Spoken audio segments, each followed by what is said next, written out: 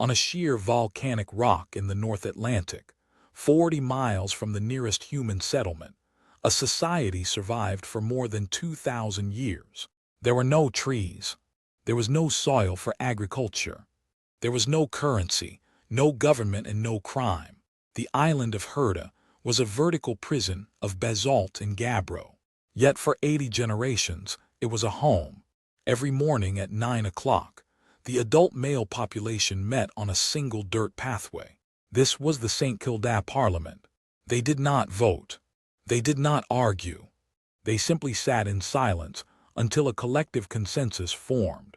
Once the consensus was reached, they walked to the edge of the cliffs.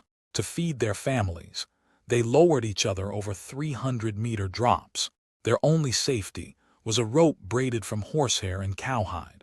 They caught fulmars and gannets with their bare hands on the wet rock face. For 20 centuries, their biology adapted to this vertical existence.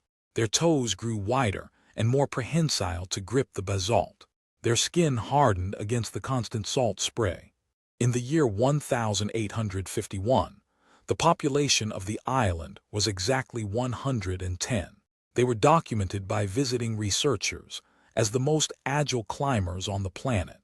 80 years later, the population was 0.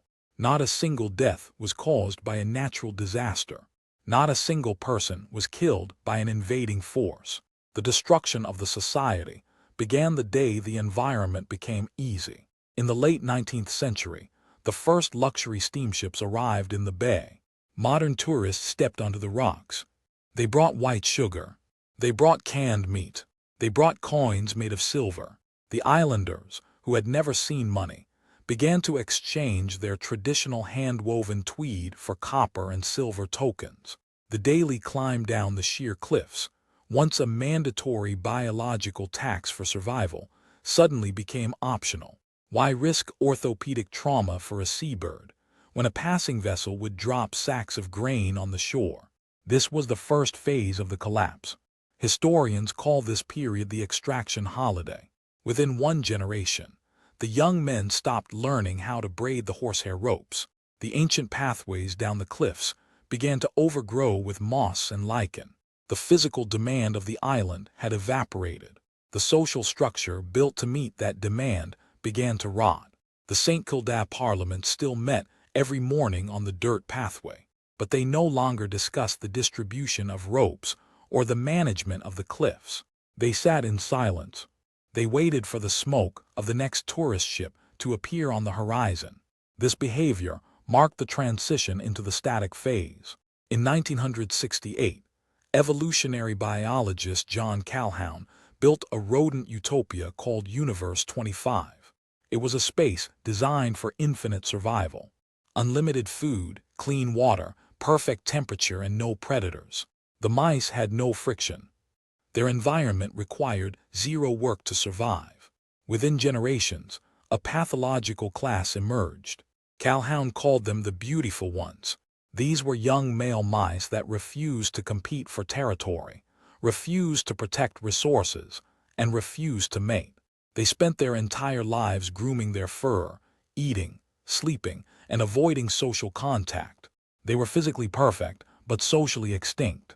St. Kilda had become a human universe 25. By the year 1920, the young men of Kilda had become the beautiful ones of the North Atlantic. They spent their days sitting on the stone walls, looking out at the ocean, grooming their modern clothes. They refused to learn the ancestral climbs. They refused to marry. The community had forgotten how to process the local vegetation. They became entirely dependent on external charity and government supply ships. When winter storms delayed the vessels, the population starved. They starved in a land that had fed their ancestors for 2 millennia. The birth rate dropped to absolute zero. The young women refused to raise children in a place where the future was a sequence of empty horizons. Without friction, the community lost its shape. The roles that defined their existence had vanished. The population entered the behavioral sink.